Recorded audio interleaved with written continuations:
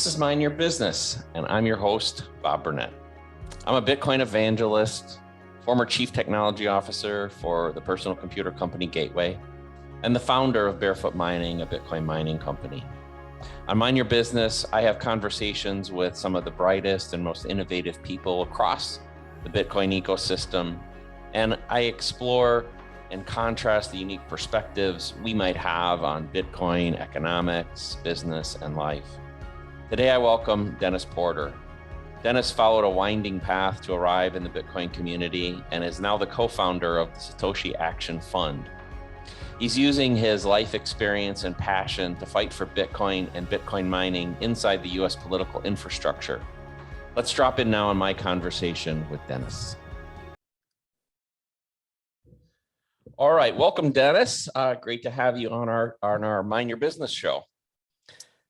Great to be here, Bob. Thanks for inviting me on. Happy to be a part of the new show. Yeah, thank you. For those of you out there, Dennis and I got a chance to meet each other several months ago at the Empower conference in Houston, where Dennis moderated a panel that I sat on. And I think from that first day we got to meet each other, we found quite a bit of philosophical alignment, I would say, from that first day. And so I've really had a great opportunity to get to know Dennis some over the last couple months, and the things that he's doing in our space are so important. So it's a pleasure to have you here. Hey, it's a pleasure to be here, Bob. I appreciate it, and looking forward to chatting about things. And yeah, I had a great time with you at Empower. I'm glad we were able to connect before the panel and chat about all the different ideas around how to protect Bitcoin mining in the USA. Yeah. Well, maybe for people that are new to you, Dennis, maybe you can kind of start a little at the beginning. I'm actually always curious. I don't even know this stuff. Like, I don't know, where did you grow up, and early in life, did you want to be an astronaut or a accountant, or like where did you start? Oh, I wanted to be a karate master, of course, when I was young, right? Very, very young. But yeah, I grew up in the Pacific Northwest for the most part. And I have also lived in short stints in Alaska, short stints in Texas and California, but also 3 years in Mexico as well. So my life growing up, my parents did nonprofit work. And when I was 16, we moved to Mexico and lived there for 3 years in Juarez. After all of that, have spent probably the last 13, 14 years in Portland, Oregon, have been here. We have a couple businesses here. We have a couple online businesses. Fell into Bitcoin in 2017 during that run up. I actually didn't discover it because of the news on the run up. I discovered it because someone randomly, one of my friends was like, oh, there's this pure anonymous digital online money and it's untraceable. And I said, bullshit. Right. And I said, that's not possible. And so I started to research it trying to just discover if this was true or not.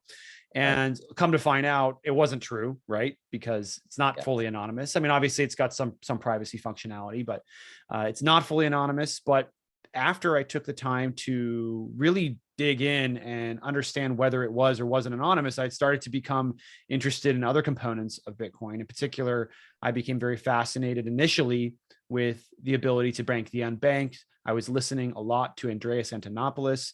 The first book I ever read was his book, and it was like a foreign language to me. So I had to read it probably 2 or 3 times before I understood any of it, but finally started to have a grasp for how it functioned technically.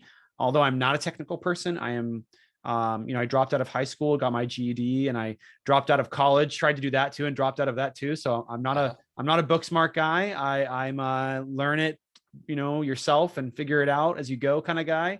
So quickly after understanding Bitcoin, decided to start mining Bitcoin. I mined Bitcoin in 2017, 2018, very, very, very, very small scale. But just found it fascinating, taught myself how to do electrical work. I've never played with wires before in my life and will never actually again, because I almost killed myself twice. So yes, I will permanently, 240 volt or 220 volt. Yeah, not something that you want to play around with. But yeah, had a great time, really enjoyed it. The bear market came, was kind of a shocking moment. I thought we were all going up to 1 million and going on forever, right? It was my first cycle. Didn't understand how this worked at that point. It was a little kind of, the energy kind of got sucked out of the Bitcoin idea for me for a little while. I really stuck to it, hodled, am someone who fully believed in it, but, didn't think, oh man, this was something that could be a reality, and kind of focused on a few other things in life. Although I continued to my education, continued to learn about it, continued to understand it better. And then in 2021, I decided, after seeing Sailor and everybody and the excitement coming back before the price really started to get crazy, I jumped onto Clubhouse in 2021 and started talking about Bitcoin and started teaching people about it. And then from there, I launched a podcast and a show. I've done 2 shows now, although currently not doing any shows. Currently, I'm happy to be taking a break. Props to you for starting one. It's a lot of work, and it takes a lot of energy to do these shows. So congrats on doing it and having the excitement to do it. But now I'm really focused on the political efforts for Bitcoin. I've got a political background. I saw that Bitcoin was about to become very political. I've always thought Bitcoin was very political, but what I mean by becoming very political is that it's something that is a popular political issue in the United States now. You have senators, you have members of Congress, you have state legislators, you have governors talking about Bitcoin mining, and it's become a very exciting topic for, especially at the state level, where there is a lot of opportunity to move forward. So from there, I started helping candidates, moved from helping candidates to helping elected officials. Now I'm on the policy side, and that's kind of where Satoshi Action Fund, which is the organization I recently co-founded, and I'm the CEO of. And that's our whole purpose now. We are just fully dedicated to going on the offense for Bitcoin miners, focused mostly on the state level at this point. Well, awesome. I want to dig into that, but before we get into that, unpack, there was a whole bunch there, so I appreciate you sharing so much. I didn't know the story about dropping out of high school and dropping out of college. I find that fascinating. I think in a different era, we'd probably look at that with a suspicious eye. People that drop out of school. But I think we now live in an age where you realize that, hey, the people that do that kind of reject the system a little bit and find their own path, I have massive admiration for it. So especially at a young age, to kind of seek that independence and to kind of reject it, not just go through it because everybody else does. I absolutely love that. You mentioned some of the other businesses. Can you share just a little about what other things you did before 2017, before the Bitcoin? Yeah. So one of our main businesses right now, me and my partner, she and I have 2 fitness studios. We've operated those for, I think, well over 7 years now. That, because of the pandemic, because of the closures, that also led to a online version of that business. And we've also recently launched a supplement company that is kind of tied into the fitness aspect. And then also she's leaning in really now hard into, after launching the supplement company, into doing a lot of Amazon, like a rant, kind of essentially just like whatever products we could find that we feel like can be profitable on Amazon, and selling those as well. Yeah. The parallels of the fitness world and health conscious people and Bitcoin, kind of amaze me. I think a little bit about my wife is a competitive bodybuilder and a fitness person as well. And I know several other people that for whatever reason, you were fitness first and then found Bitcoin, but a lot of people have kind of done the opposite, almost like, hey, Bitcoin has changed me in a way, and now I'm more aware of these other things, and my time preference is different, and I'm going to put the effort in. I think that's maybe the fundamental thing, right? That time preference change. Yeah, that's really what it comes down to, is the time preference change, and starting to look into the future and realizing how valuable it is to have your health, and looking towards not only different types of ways to be fit through physical movement, but also being more conscious about the food that goes into our bodies, and being aware of what we're consuming, because what you consume can have a pretty big impact on your health. It can have a pretty big impact on your day-to-day mood. I mean, it's really important to protect your body and what goes into your body. But yeah, going back to the high school thing, I've always been a little bit rebellious, never been one that can sit down still for very long. Always trying to always trying to move quicker. And I felt like school was kind of slowing me down to some extent. However, right after I dropped out of college, I entered the workforce, and it was a brutal time to enter the workforce. It was 2007, 2008. Yeah. And what a rough time to have no job history and be looking for a job, right? Yeah. Same thing right now. It's like, what a rough time in the Bitcoin market. And I think that I've kind of throughout my life, I have been through so many difficult times and overcome them that it is like I almost thrive in difficult times at this point now. I've seen in, the early 2000s where my family lost literally everything because some of the industries that were destroyed by the internet. My dad owned 5 travel agencies at the time, and the Oh internet my. started to explode. And that plus 9/11 were just absolutely destructive. My family went bankrupt. We lost my childhood home. And that's when we, were moving around a bunch. And then all of a sudden, my parents decided to act on the dream of going on into nonprofit work. They'd always wanted to go into nonprofit work. And so they kind of acted on that and decided to move down to Mexico. Living in Mexico, I lived in literally like the ghetto. I lived in some of the worst parts of Juarez, Mexico, which is has the city with some of the highest crime rates in the entire country. So I've seen things that most Americans don't see. I've seen large groups of children living in cardboard boxes. I've seen, human beings like dead on the side of the street. I've seen people on their knees with guns to their heads. Like I've seen all sorts of stuff, and has an impact on you and makes you appreciate kind of what we have in the United States. But it also makes you realize like it's not that bad and it's not that hard, and you should be able to push yourself through a lot of the things that I think today most people consider to be difficult, or it really truly is not that difficult. So been tough through that, but also I've had my own difficult path with my health. In my just before I discovered Bitcoin, I became medically retired. I developed a very severe form of epilepsy, aggressive epilepsy, like drop you down to the ground, knock you out kind of epilepsy, and had to go on heavy medication. And basically one day just woke up and was like, I don't want to live like this anymore, and I'm willing to do whatever it takes to fix it. And that's where I started to overcome and found some great doctors. By the way, anybody listening, if you have a traumatic brain injury, Tourette's, epilepsy, any sort of brain disorder, there's an incredible neurologist in the Pacific Northwest who helps people out quite a bit. So happy to put that contact out there for listeners if they need it. Yeah. We'll be happy to put it in the show notes if you want to provide that, Dennis. That's awesome. And I appreciate you sharing that both with me and with the people here, because I think those stories are really important for people to hear. I guess it's tough out there right now, right? And I think battling through adversity is something that a lot of people aren't conditioned very well for, and they feel hopeless very quickly about it.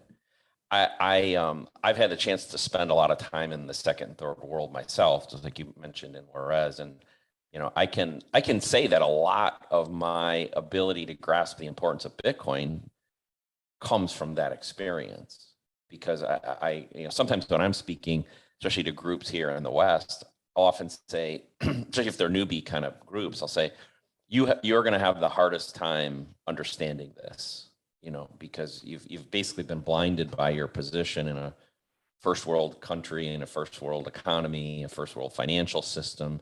And while I think there's all kinds of flaws in them, it's still by far the best. And when you're in Juarez, Mexico, or the slums of Manila, or a place like that, you get a whole different optics on the world. And like you mentioned, the unbanked, I think, you had mentioned that earlier about one of the things that excited you about Bitcoin. So when you see those people and say, well, they're completely isolated and disconnected from the world's financial system, they have no chance until Bitcoin, because Bitcoin, they can start with zero balance.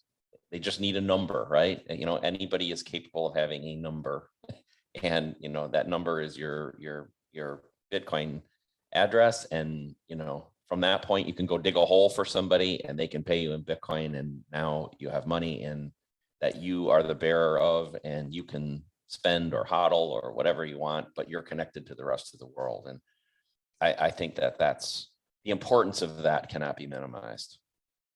Yeah, absolutely. banking the unbanked was, again, one of the things that I said really attracted me to this asset in the beginning. I think it's interesting that we even live in a world where, 2 billion people don't have access to full financial services and are essentially just forgotten and left out. And I think that's really sad, partly because of the human rights condition, but also just think about all of the human potential that is wasted. Think about all of the geniuses that are never able to get their ideas out there because they're not even able to have them, right? They're fighting to survive. They're fighting just to pay for their next meal and finding a way to keep themselves from falling off of a cliff, right? Financially speaking. So it's very bad for human rights perspective, but it's also bad in the sense that our entire civilization is missing out on probably countless amounts of brain power and progress because of the fact that 25-30% of the world just never is able to make direct contact and start to understand how to bring themselves up and then position themselves to be able to contribute to society. Yeah, yeah, well said.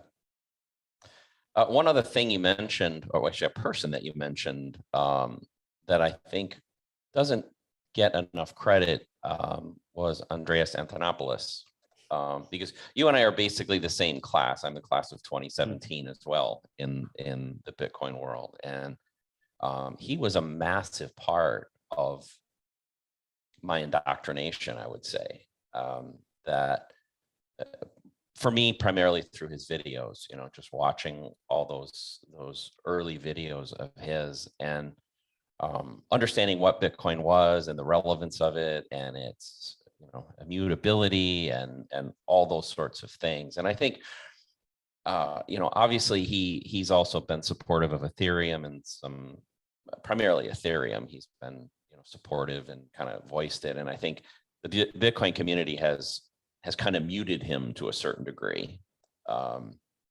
And I think we have a tendency to do that in this community, to get very, very toxic toward people that do that. But I think he deserves a massive amount of credit for sticking with it, for the work he did, and obviously bringing somebody like you into the fold is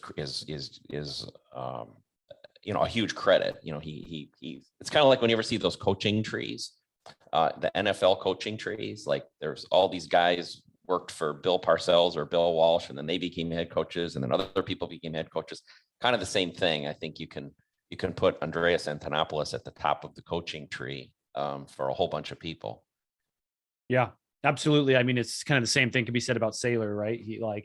I would say that the two most impactful people for me really were definitely Andreas, because there were very few others who were able to speak so eloquently about Bitcoin. And he just did such an incredible job of delivering such an important message. But also, I think Saylor was the other person who was really impactful on me. And it wasn't as much the things that he said, although I think he's a very, very great, he's very, very talented at helping people understand Bitcoin on a deeper level. But it was his willingness to just like YOLO everything, not just his money, but his whole life into Bitcoin. And, I started to think to myself, like, man, this guy is risking everything on Bitcoin. And you're over here worried about, whether or not you're going to get some heat for going too far in on it, or whether it's going to be a bad idea for you long term. Like if I'm so early in my life and have so little to risk compared to this guy, like, what am I afraid of, kind of, so to speak. So definitely Andreas probably has a big tree, but I imagine Saylor probably has an even bigger one, right? Because there's so many people that I know from this cycle that came into Bitcoin because of him. Yeah. Well, he's the class of 2020. And I think he also gave, even to the class of 2017 and earlier classes, he gave renewed life and conviction to and perspective to a lot of people. So yeah, he clearly is very important. What I can say about Saylor, I don't know his exact age, but I think give or take a few years, the same as me. And, guys like Greg Foss, Lawrence Lepard, James Lavish, who was my first guest, we're all, let's say, well north of 50. And I think what can happen like you're at the younger phase of your career, or the longer stage, you can kind of say, hey, I've got nothing to lose. I think for us, I'll speak for myself, but I think I speak at least in part for all of them. I think we say we have to do this. Like if we ignore this, if we ignore the massive problem with the global monetary system, and we just fade away into the sunset without having made an attempt to correct what we know is wrong, then it's a wasted life. Like it's almost a moral imperative to do this at this point. And I think all of us like making money. All of us believe that we will make money from this and gain wealth and have something to pass on to other generations. But like I said, at least for me, I say, well, this is a moral imperative. This is a calling. I have to do this. I'm in a position, in my case, because of my technological background and some of the capabilities I have a role I have to play. And if I don't play it, then I haven't followed my calling. So, I think it's interesting that you call Bitcoin a moral imperative. I often describe it that way, especially when it came to my thoughts around Bitcoiners kind of as a voter block. And there's some debate over whether we are single issue voters or a single solution voters, as some gentlemen on the internet have recently coined. But either way, the argument around that, that idea that Bitcoiners are kind of a cohesive voter block comes from this idea that Bitcoin itself is a moral imperative, and that oftentimes the most powerful voting blocks or groups of voters or movements, whatever you want to call it, right? They derive their passion and their desire to move forward from some sort of moral imperative that they believe that it's so important that it must happen, that we must do everything to protect and defend the movement itself. And I think that is partially why Bitcoin will be so successful, because not only are you economically dependent on the future of Bitcoin's success and it being able to continue to grow or at least hold its value, because a lot of us have put quite a bit of our financial backing into this asset, you're also morally driven to do whatever you can for Bitcoin. And I think that's such a huge part of it. I think there is some social aspects too. I mean, we've seen that Bitcoin can, you can create a platform pretty quickly for yourself with Bitcoin. And I think that's a good thing, because we want people with good voices and folks who have something important to say to gain a platform. I'm very excited. I'm very happy that Saylor has a platform. I'm happy for, guys like Jack Mallers who have a platform. I'm happy for guys like Alex Gladstein who have a platform. And there's many others, right, who have a platform now to speak and to share something very important. And they have shared very important things. But also, aside from the social and economic, really is just this moral imperative. It's this like inner drive that this is the absolute best thing that you can do for the world, is to go out and either tell people about Bitcoin, educate them about Bitcoin, help Bitcoin to grow in some way. And I think that the easiest one to some extent really is the education. And it is I wouldn't say easy, but it's the most accessible. Like anybody can educate others on Bitcoin. You don't need a degree. You just got to go learn enough about it so that you can teach others about it. And by teaching others about it and getting them on board, you're increasing the chances of Bitcoin's success, because there are more nodes on the network. There are more connections, and the more connections there are, the more valuable it gets. And that's also, somewhat of a positive feedback loop. The more valuable it gets, the more valuable it gets, the more valuable it gets, right? Like that's kind of absolutely the end goal here, is to continue to make it so valuable that it just can't go away. So the moral imperative thing is huge. And I'm just glad that you brought that little piece up. Yeah, I liked your use of the word node there, as an engineer. And I became aware of Metcalfe's law. It's probably 30 years ago, almost at the beginning of that, because we would talk about we would use Metcalfe's law. For those of you who aren't familiar with it, it basically says that the power of a network grows by the square of the users of the network or the nodes of the network. And we would usually use it in the old days as the early days of the internet. How big is the internet going? Even before that, email addresses, for instance, how many people had email addresses, and that was another expression of the same thing. And we measure in the Bitcoin world, we're able to measure on a hard level things like Bitcoin addresses and of course nodes themselves. Those are expressions of Metcalfe's law. But you bring up something I think very interesting, which is the people themselves. So they're basically knowledge centers because each person is a node, and right now they fit into three states. There's people who know nothing, people who are detractors or I'd say enemies of Bitcoin, and people who are supporters of Bitcoin. And right now, both the detractors and the Bitcoiners have to look at those who essentially know nothing at this point as nodes, and whichever group adds users faster is going to win. Now, I would say in the Bitcoin world, again, it's hard to measure exactly, but I'd say we have the lead right now, and but the detractors are out there in force, and maybe this is a good time to actually kind of move into Satoshi Action Fund and some of the things that great segue that you're trying to accomplish. And before we get into it, I will say in full disclosure that I have endorsed the Satoshi Action Fund, both personally, and Barefoot Mining, which is my company, are strong supporters of what Dennis and the Satoshi Action Fund are trying to accomplish. And so, we applaud everything that's going on there and have real high hopes for it making a huge impact. But maybe with that, maybe let you kind of segue into why did you form it and what are you trying to accomplish, and let them hear it from the horse's mouth.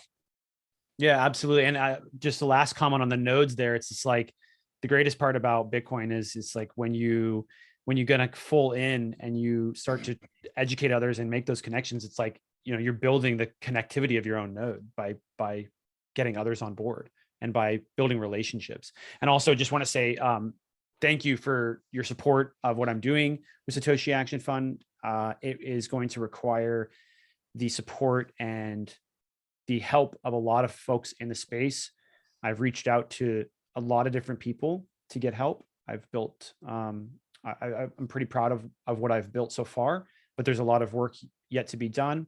The reason why I founded Satoshi Action Fund really comes down to trying to ensure that the United States heads in the right direction with Bitcoin.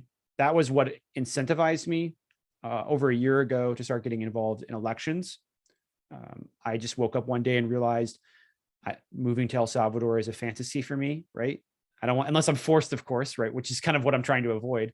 Although it wouldn't be that bad, I guess, right? To be forced to move to El Salvador. But I'm kind of stuck here in the United States in the sense that I have businesses here. I have a home here. I have my family here. Getting all of those three things aligned to move to El Salvador would be nearly impossible, or wherever there is some sort of Bitcoin mecca, so to speak, right? And so I woke up one day and decided to just do whatever it took to make sure that we head in the right direction. That started off with helping candidates, and then it's moved into educating elected officials. And then from there, it has shifted into trying to impact policy in the right direction. And in particular, I find that it's very critical and important to protect Bitcoin mining. And I think that that is going to be the key focus for Satoshi Action Fund moving forward, because I want to make sure that all of the Bitcoin mining, as much as possible, not only can we decentralize it, but also that we can bring as much of it as possible to the United States due to the jobs, investment, and innovation that occurs in and around Bitcoin mining. But the current problem with Bitcoin mining just globally is it's under attack. It's everywhere. Everywhere you go, you've got the EU trying to ban it. China already banned it. You've got New York trying to ban it. They've got a bill going to the governor's office right now. where they're trying to limit how and where and when you can mine Bitcoin, which is essentially also the regulation of the end use of electricity, which I find abhorrent. And then you have counties and areas in Canada where they are raising rates on Bitcoin miners, targeting miners. So the problem with all of the attacks on Bitcoin mining is it's put us into a defensive position. This is a very small industry, very nascent industry, and you have governments going after it, right? So that has led to Bitcoin miners being fully on defense and kind of having themselves on their back foot instead of driving forward.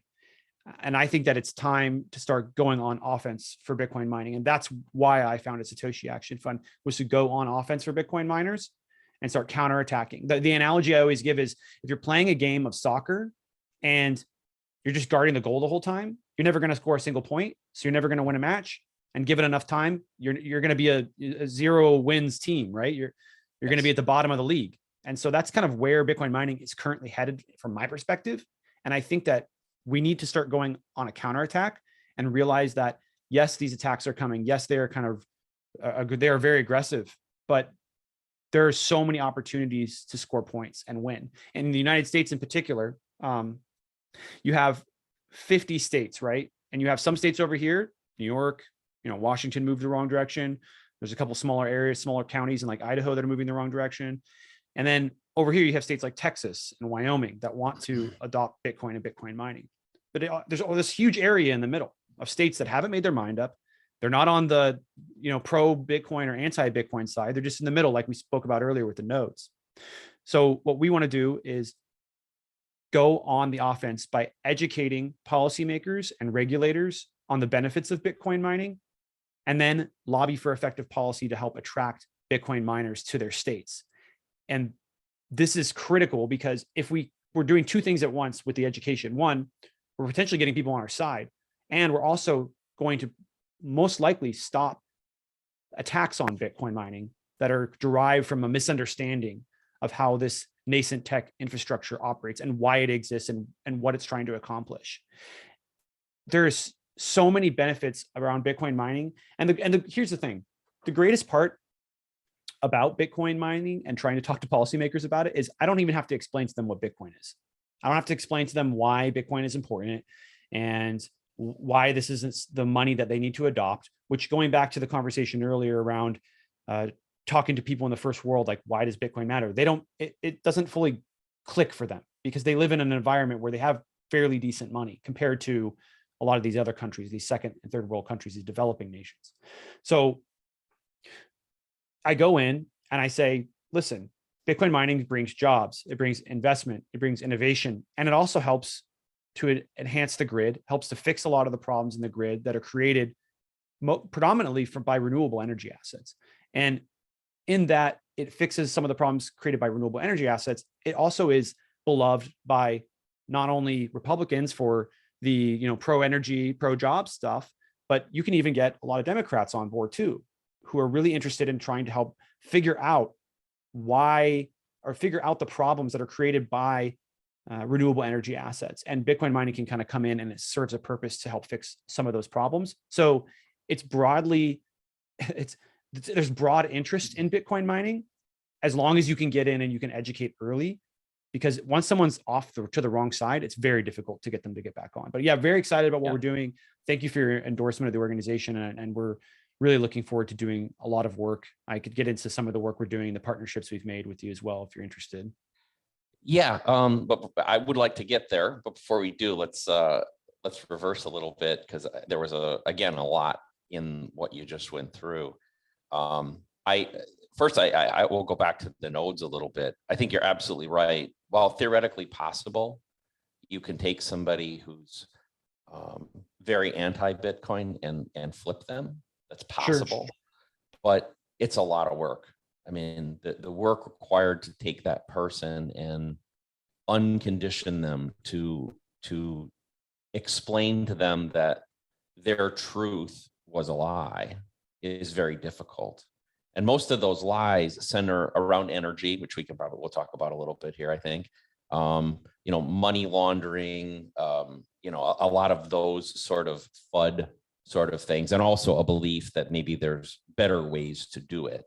Um, you've probably heard me say this, Dennis, but I have this term that I use called the unholy trinity, and it's a group of three groups that kind of coalesce in a loose way to attack Bitcoin today, which is the altcoin world, the Chris Larson, XRP sort of folks, but they'll come from the Ethereum community or Cardano or places like that.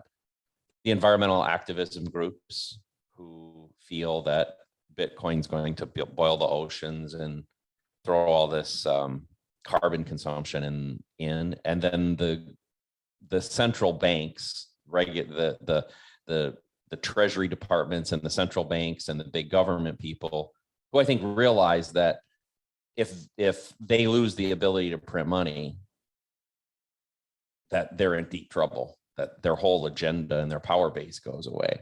And I think these three groups used to work independently. Now they're starting to work a little more coordinated. And, again, if somebody has fallen victim to their PR campaign, it's going to take a lot of work. You're in the short term, you can do a lot better by focusing on the people who are currently just neutral or know nothing. And I think move them with facts, and then protect them and prepare them for the attacks that will come. I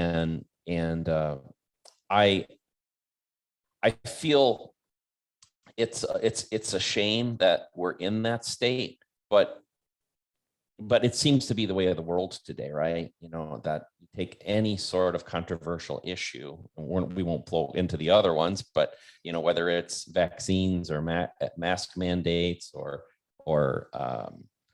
all of these sort of things, people seem to align hard one way or the other at some point, and then become completely unable to flip.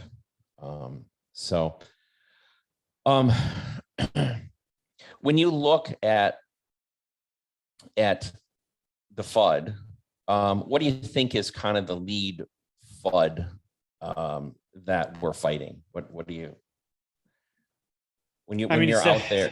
It's definitely the energy conversation with not just policymakers, but also the average person on the street. But however, some people have said, when do I get any pushback? The most interesting thing about where we are in the history of Bitcoin is I get people reaching out to me that are interested in adopting Bitcoin mining. I get people that are already kind of primed and ready and interested in how they can bring this stuff in.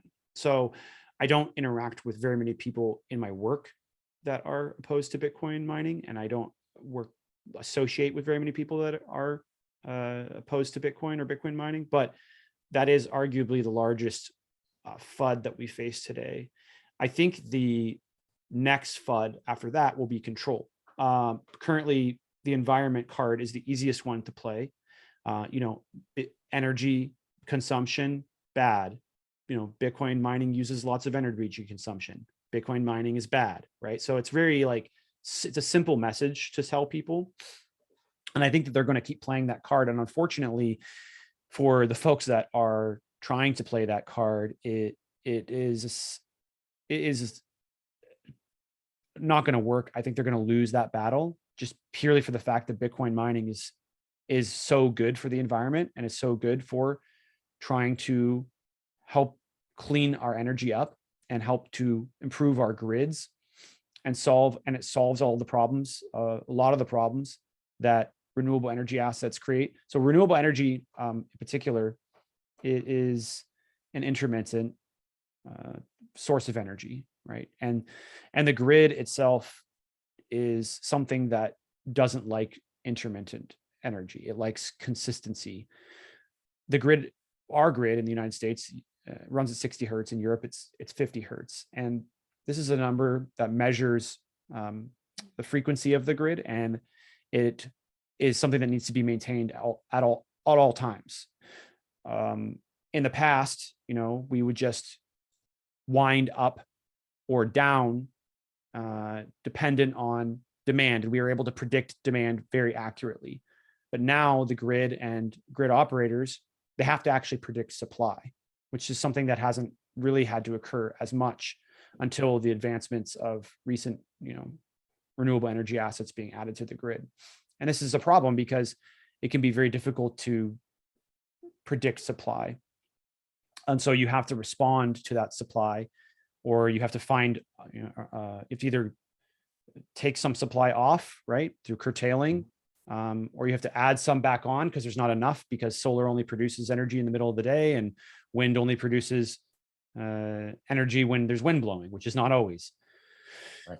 So the best part about Bitcoin mining is it can come in and it can help to either monetize the excess energy that renewables create, which returns better ROI on those renewable energy assets and makes them something that investors would be more likely to want to invest in. It also, if there is not enough energy being produced by those renewable energy assets, Bitcoin mining can be the first thing to wind down and to drop its consumption. And there's not a lot of industries that are like that. In fact, there's very few at all. Especially there's very few that can respond quickly. People always say, "Oh, well, we'll just have the AI computation wind down." Well, you can't, because if you wind it down, then you lose all of the work that you put into the AI computation. Well, we can just get the car manufacturers to wind down. It's like, okay, well, they can't wind down quickly enough oftentimes, and so they can't respond fast enough. And also it's uneconomical and hurts their business model a lot. Bitcoin mining, it doesn't matter. You can wind down instantaneously. Some of these guys have even developed software to do it within a fraction of a second. So it's a very big advancement in the way energy is used, and fits in perfectly and solves a lot of the problems that are created by these intermittent energy sources. And I think it will help drive us towards a clean, more renewable, abundant. I'm not an anti-fossil fuel guy, in the sense that I think that there's some places for gas. I think we should try to get away from coal as much as possible, right? Because it is less clean, and I think there are some pollutants that come from burning coal that would be better to not have in the atmosphere. But with regards to Bitcoin mining, I think that really, an energy there, you really couldn't find a better solution for some of these problems that are created. And that's part of the reason why I'm so aggressively trying to go state by state and educate policymakers and regulators on Bitcoin mining, so that I can get them on board and get them to understand and see the value of it from a pro energy side and from a pro environment side.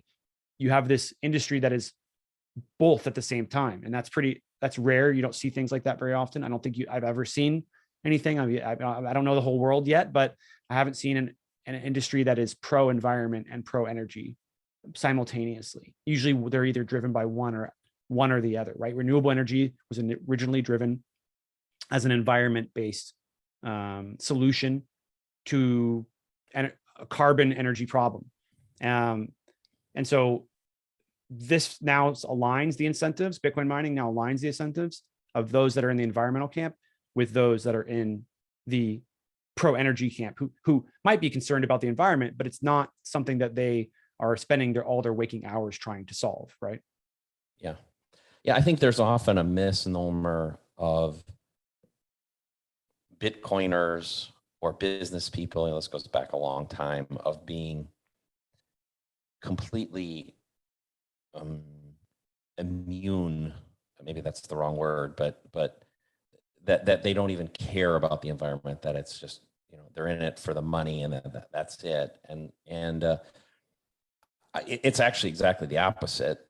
In most cases, I would say, most of the Bitcoin community and many of the miners are, just as we went back to that thing before, I do it in part as a moral imperative. Yes, I want to make money, but I do it as a moral imperative.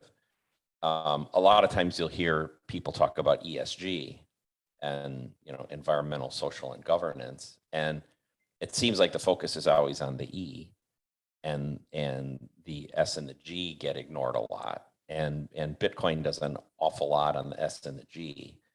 I agree with you that it's also a positive for the E, but it does a lot. And while Satoshi Action Fund does have a focus in the US, I think one of the things to recognize about Bitcoin mining is that, in addition to what it can do as a partner to the grid, it also can incent the development of energy in very remote places.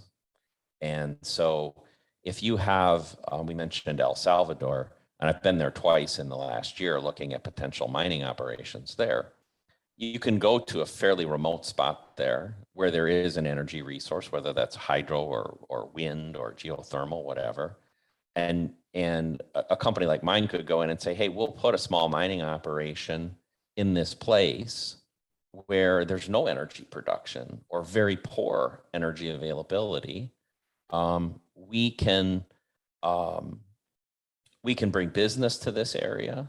We can bring the resources to develop energy for this area and give a place where an impoverished area can grow from, because no community is going to grow without energy. Like there's no hope. It's fundamental to, just like, food, water, energy. If you don't have those things. They have that chart too. It's like where energy consumption goes up, then human condition goes up with it. Exactly. And so, I'm not making an announcement today, but I've been in discussions in Kenya. I've been in discussions in El Salvador. I've talked to people in places like Paraguay. Some are bigger scale, but some are very small scale things that we're looking at. And they may or may not come to fruition for us in the near term, but they will come to fruition for somebody at some point in the not too distant future.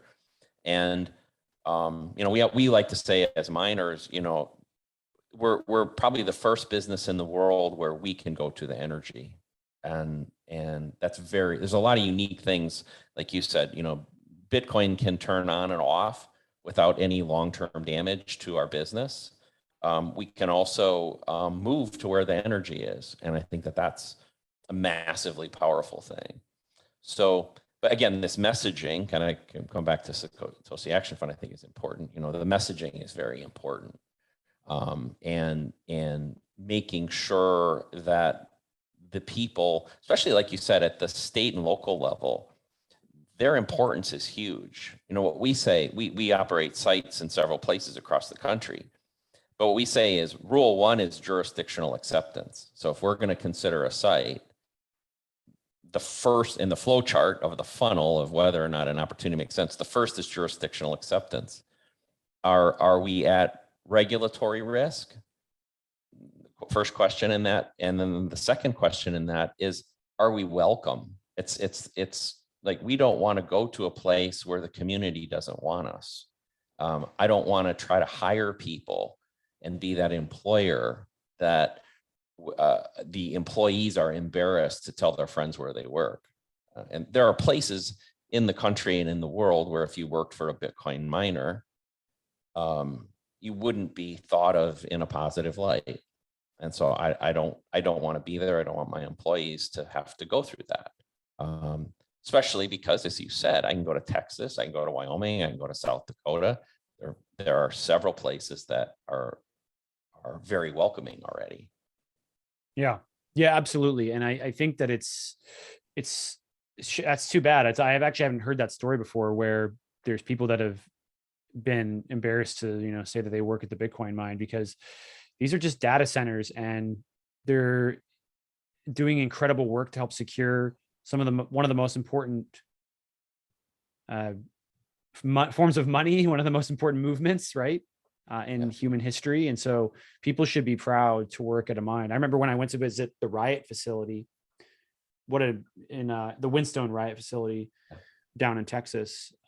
What an incredible place, right? But also I was taken back by how excited the people were there that are working on site. There was this guy named James, and I asked him, he was smiling so big, I had to walk right up to him and just talk to him. But I asked him how long he'd been working there, and he said 2 years. And I asked him if he liked the job and what it was like. And he said he absolutely loved it and was so thankful for these jobs that were being created in his town. And he just couldn't have been more happy to have us there touring the facility. And he was proud to work there. And I think that people should be proud to work at these facilities, and Bitcoin miners, the companies themselves, and you yourself, as a Bitcoin miner, like, should be proud to be offering these jobs to your communities. And they provide a lot of stability and jobs to folks that probably could never have gotten a job like that before. So It's really sad to hear that people are out there are, feel like they have to be ashamed to work at a Bitcoin mine. Well, they're isolated pockets, and Yeah. but they're communities in which the environmental narrative primarily has caused this, and so it essentially creates a scarlet letter for people working in those places. But as you said, great story about Riot. And I think for the most part, you could take a swath from Texas and go north to the border, and kind of all the states in that corridor. You'd find stories like the Riot one, and any mining operation where people are excited and proud, and most of ours is in that SWAT too. But I think it's an attack vector, actually. So it's a it's a way of damaging us and trying to put a road barrier to us by turning a community against us. It's almost the first wave of, if somebody were to try to get regulation through, it's almost like the first volley when you start seeing that happening. Then the groundwork is being laid to try to legislate behind that, right? Because it basically means the voter bloc is supporting it. Yeah, I think some other folks have talked about doing like local community good activities, right? And I think that's a really smart idea, because although this is a great industry and does add value, doing everything you can to get the local community on board and to see that you're there to contribute to the community and not just to take, because there is this perception that the miners are there to take, and they are really there to add value back. And that's what really, those are the two things that Satoshi Action Fund are really focused on, right? A couple of the objectives is really getting in there and educating local policymakers and regulators to help them see that this is not an environmental concern. In fact, not bringing in Bitcoin mining is an environmental concern. It's quite the opposite, right? So yes. I'm really excited about seeing what we can do. And I'm already on the ground in multiple states, having these conversations, getting approached by multiple advocacy organizations, and getting approached by multiple state lawmakers on how they can bring Bitcoin mining in, because they see the jobs, the investment, and the innovation that is possible because of Bitcoin mining. And some of them are starting to understand the potential for Bitcoin mining to be a very important load balancer for the grid, and even could potentially unlock microgrids for us in the future as well. Do you see any sort of partnership, if for lack of a better term, Satoshi Action Fund is acting as a PR and kind of lobbyist for this community? Do you see synergy from, for instance, the energy community, which has a massive, well-established lobby, and are they open to partnership and symbiotic sort of relationships? Well, I think that one day, that depending on jurisdiction and obviously the regulatory framework of where you live, that I think that power producers are going to be some of the biggest Bitcoin miners on the planet. And so it only makes sense for them to get behind this technology. I just think we're so early. We're very, very early.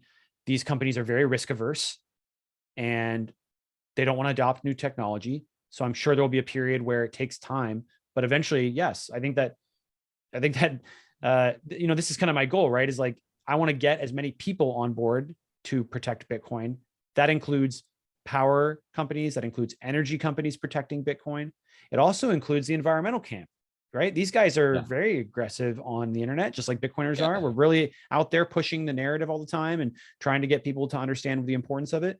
I don't want to fight these guys. I want them all to be on Team Bitcoin. And so if we can get energy guys on Team Bitcoin, and we can get the environmental guys on Team Bitcoin, and it's like, I mean, it's game over. We pretty much win at that point, right? Yeah.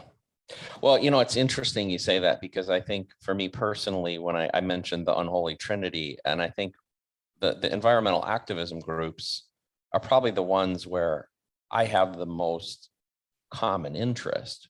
I'm not opposed to most of their objectives. I just have a different conclusion about the right solution to get there. And so, as you said, if they can be educated, I think they come from a position of ignorance, just in the fact that they don't have the knowledge base. They're taking the, Bitcoin uses more energy than Belgium sort of thing, and extrapolating that line to something very negative without understanding and taking the time to go through the whole context.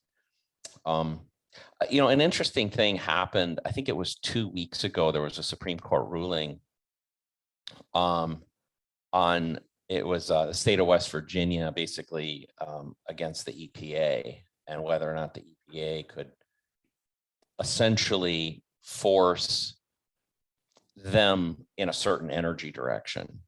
And the state of West Virginia won.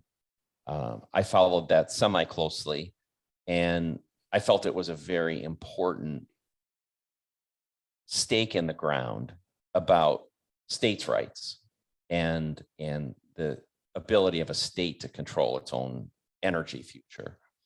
Did you have an opinion on that, Dennis? Or?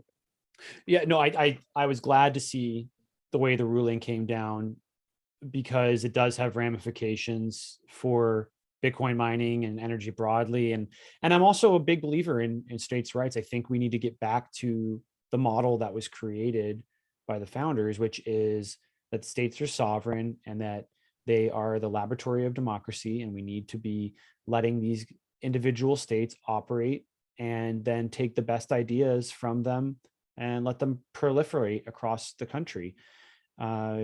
If your idea is sound, if your approach to a subject is sound, you go to the state level, you pass the whatever it is, whatever the legislation is that you think is important. There's lots of organizations and movements that have done this over time. The more current and well-known one is obviously the marijuana industry has done an incredible job moving state by state to get states on board. And now I think there's almost like 30 plus states who have some sort of form of positive marijuana legislation. I think the very same thing could happen with Bitcoin mining. I think it will happen with Bitcoin mining. I think there's a lot of game theory potential for Bitcoin mining. It's kind of similar to the marijuana industry. Like there's a lot of tax incentive there. There's a lot of ability to bring in GDP. Bitcoin mining, same thing, right? Fix the grid, bring in jobs, bring in GDP, solve all these problems that are inherent in the grid right now. And if you can do it fast, you can be one of the ones that's first to the table, but it doesn't mean that if you're last, there isn't some benefit to be had, right? So there's always going to be some benefit to be had. And then as Bitcoin mining grows, we just need more and more places to mine Bitcoin. And the more states we can open up, the better. So I see going back to states' rights. Yeah, I'm very, very pro states' rights. I'm also remove the 17th Amendment kind of guy, which is, the states used to actually, in the state legislature, they used to elect the senators, and they started doing it by popular vote, which took away power from the states and the state legislators. And I think that we should go back to that. So anything that returns power to the states, I think, is a positive. And I'm generally in favor of any sort of ruling that does that. Yeah, well, I'm glad to hear that. And I also think that there's a cascade that is important to be aware of, and that's that if we look at places trying to ban mining, so this is they're also essentially trying to ban and dictate use of energy, and I have very, very strong opinions about that any attempt to ban mining is essentially an attempt, whether it's at the state, local, or federal level, but it's essentially even an individual right issue, because it's essentially a government entity for the first time trying to determine the ability of an individual to plug something into a wall, to say, I'm going to use energy this way. And by extension, it can change and say, hey, hair dryers are okay, but microwave ovens aren't, Christmas lights are not okay.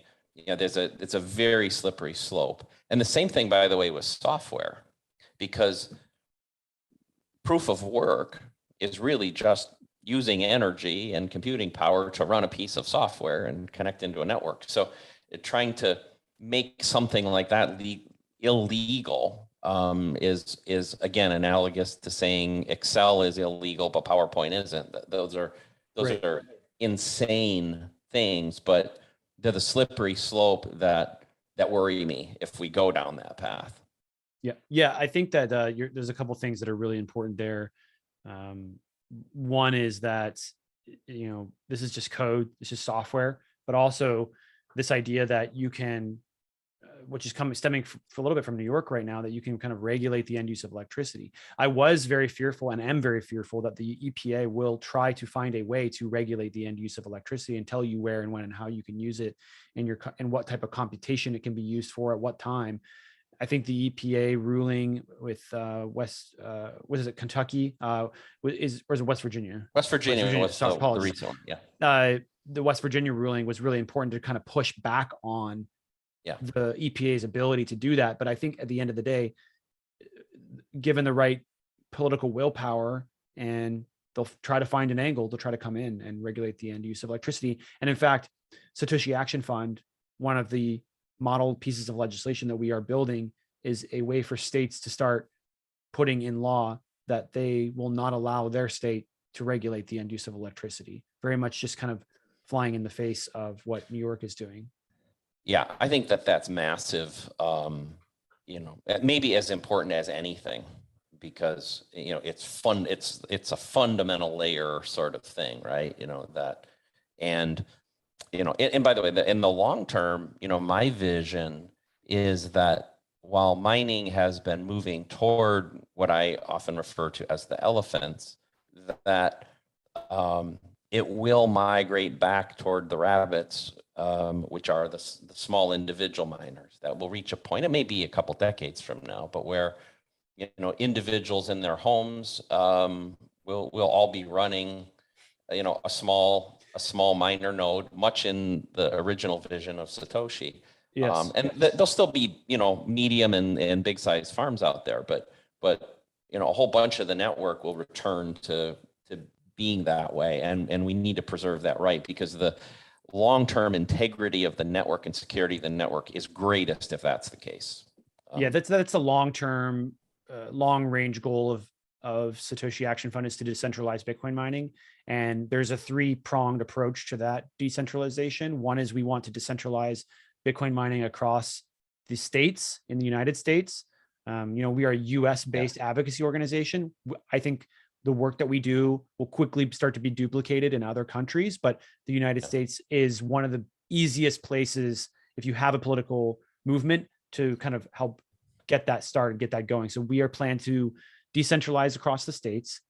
We plan to help decentralize through flared gas mining, which is a very good form of decentralization. It's off grid, so it can't be manipulated as easily by the grid operators if they become co-opted.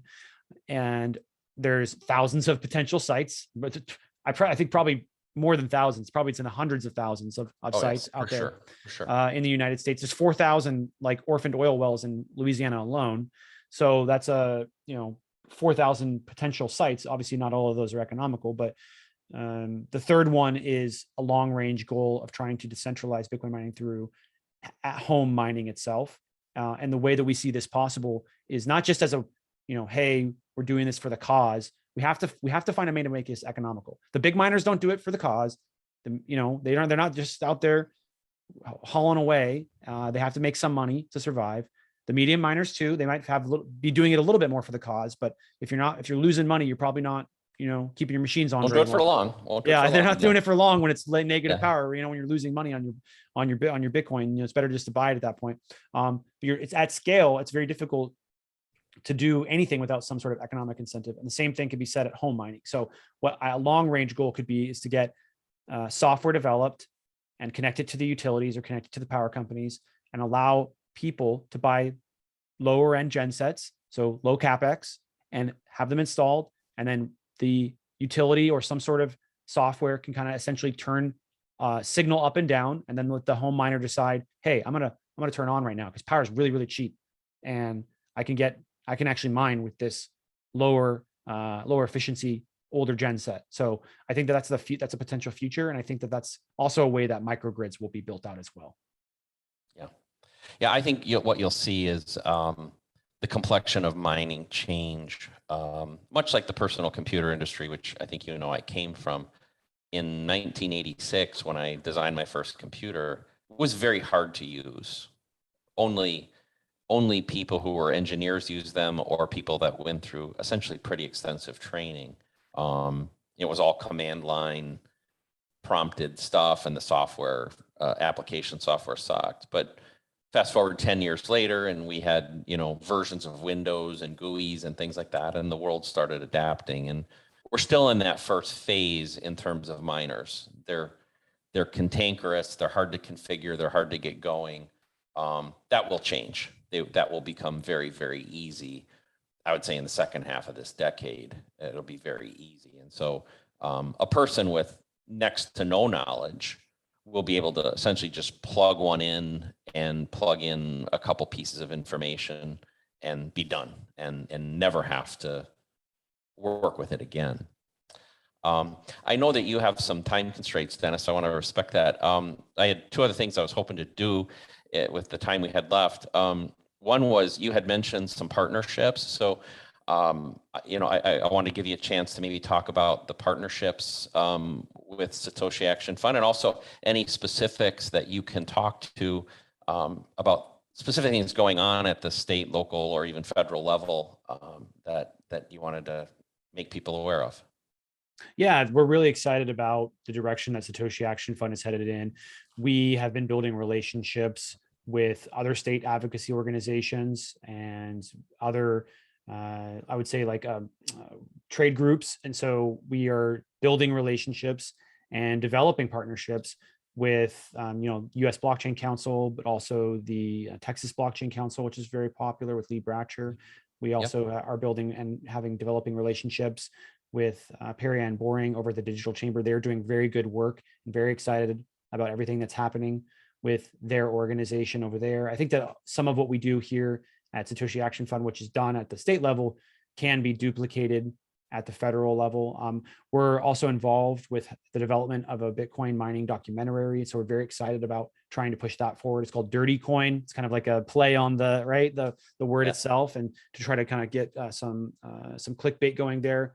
Very excited about that potential. If people are interested in investing into that project, I would highly encourage you to reach out and see if you can be able to help fund the documentary itself. But yeah, I think that people, if they're really interested in what I'm doing and they want to learn more about the legislative agenda, should definitely reach out to me. My DMs are always open on Twitter. It's at Dennis_Porter_, or just search Dennis Porter on Twitter. I'm fortunate to be #1 search result, Dennis Porter on Twitter. So not many Dennis Porters out there, I guess. However, the Dennis Porter website, dennisporter.com, is taken. So I missed out on that one. I don't know. I'll have to get in contact with him. But very excited about everything we're doing. And thank you for your endorsement, and for your, Bob, hopefully be working with you, and hopefully be. Yes, of course. And we will put all that contact information again in show notes. So if you're listening to this and feel compelled to donate or get involved, we'll make sure that it's easy for you to find Dennis. I have one final thing I wanted to do. It's a little game that we play, Dennis, that I do with a lot of my, when I do public speaking. I'm going to share my screen here and bring this up real quickly.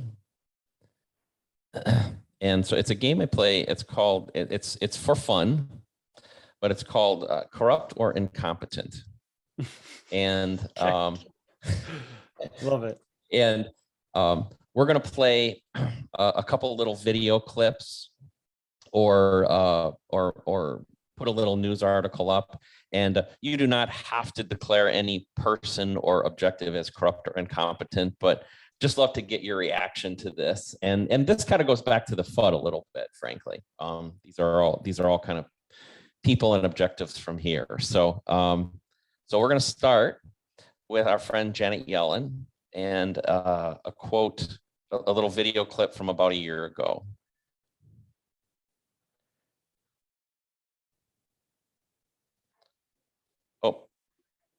Give me a sec.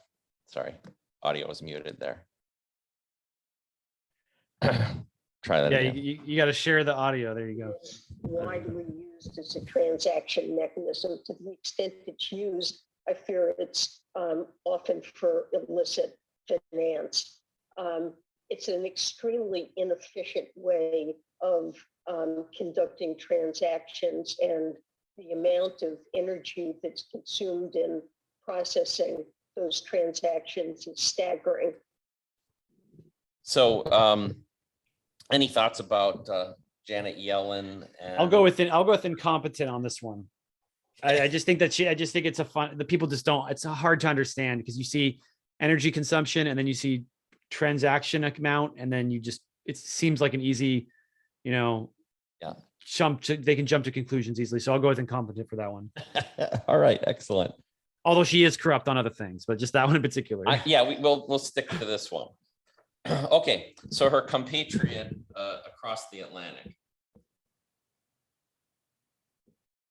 It's for those who had assumed that it might turn into a currency, terribly sorry, but this is an asset, and it's a highly speculative asset, which has conducted some funny business and some interesting and totally reprehensible money laundering activity. So Christine Lagarde. Yeah, I'm gonna have to go with corrupt more so on that one. I mean, it's like hard to say that Bitcoin is used for money laundering any more than it would to be to say that the US dollar or the euro or the banksters, who all perform forms of corrupt money laundering, trying to compare Bitcoin to them is itself funny business. Yeah, well, I definitely concur there, and she is a convicted criminal actually for a form of money laundering. Wow. So That's great. I didn't know that. Yes, she is. All right. So the next one, it's not a vote,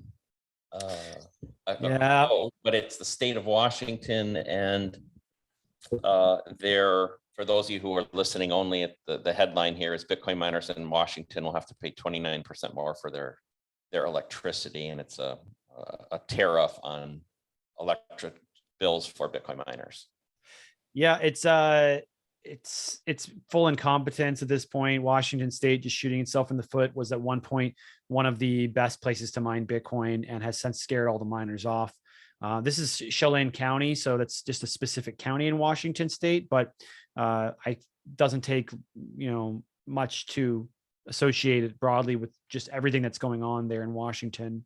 Unfortunately, the Pacific Northwest has really missed out on the Bitcoin mining movement. You have also seen even Idaho recently do the same thing in one of the counties or cities there. They raised rates on Bitcoin miners. This is something that, again, is kind of a defense, would be reacting to this sort of stuff. I think it's better for Satoshi Action Fund to go on the offense, but would love to go on the offense and do something positive in Washington State potentially, right? Maybe we can get them to do a microgrid bill where it incentivizes the build out of microgrids and renewable energy assets. Yeah, I think those are creative things, and I would definitely support Satoshi Action Fund doing that. I think, as you said, this is the people of the state of Washington, who again are primarily nodes who don't really know what's going on, should be devastatingly upset by this, that they are pushing this away. I can say that in 2017 and 2018, when we were getting started in the mining business, our number one target was to be in Eastern Washington. We were trying desperately to find a way to participate there. So, okay, I got last one for you, and then we'll let you go. This is a double header. This is Elizabeth Warren, Senator Elizabeth Warren, and Jennifer Granholm, who is the U.S. Secretary of Energy, from about 6 weeks ago at a Senate hearing. So here we go. Does the federal government currently know how many crypto miners are operating in the United States and how much energy they're consuming? No, the DOE does not explicitly track electricity consumption associated with cryptocurrency operations, and I would love to work with you on making sure that this happens. Well, So this goes back to something we talked about a little earlier before, Dennis, but the DOE cooperating with the Senate to essentially track our activities. Yeah, this is exactly where they want to go. This is the dangerous thing that I think it needs to be hopefully avoided at all costs, and that is that they will use Bitcoin mining as a Trojan horse to start regulating the end use of electricity. And I don't know how they're going to do it, but they're trying to figure it out. And hopefully we can get enough states on board and headed in the right direction before the federal government moves this way. Typically, if the states can move a direction, then the federal government tends to avoid moving that direction themselves. And so I hope and pray we're able to move quickly enough to get as many states on board as possible, with understanding why, not just for the sake of Bitcoin mining, but also for the sake of freedom, why protecting the end use of electricity is important. Because it's a very, very slippery slope. Yeah, well, I think that's a great way to end here, Dennis, because I 100% agree with that. And so I thank you for your time. I thank you for everything you're doing with Satoshi Action Fund. I think that is extremely important work, not only for the Bitcoin community, but for the world in general. It's a very morally positive effort that you're putting forth, and I thank you for that. Thanks, Bob. Looking forward to doing some great work for Bitcoin. Thank you, Dennis. I hope you've enjoyed my conversation with Dennis. Even though we're at opposite ends of the career perspective, we're both driven in large part by a feeling of moral imperative. In my opinion, we cannot underestimate the importance of Dennis's work with the Satoshi Action Fund as he tries to bring truth to legislators. Ultimately, Dennis's battle to protect mining is also a battle to protect our individual rights to use energy as we see fit and to use software with privacy and without interference. Dennis is a must follow on Twitter, and you can find him at Dennis_Porter_. And please also check out and support the Satoshi Action Fund at satoshiaction.io. Mind Your Business is brought to you by Barefoot Mining, but if you'd like to support this show, donations to the Bitcoin wallet address listed in the show notes would be greatly appreciated. The music in the intro and outro of this show is from a song called Flight by my friend and fellow Bitcoiner, Jordan Kritz. Please check him out on Spotify, iTunes, or wherever you find your favorite music. Finally, thanks to you for spending your time with me and Dennis on Mind Your Business. This show is recorded on July 14th, 2022, and nothing within it should be construed as legal, tax, or financial advice.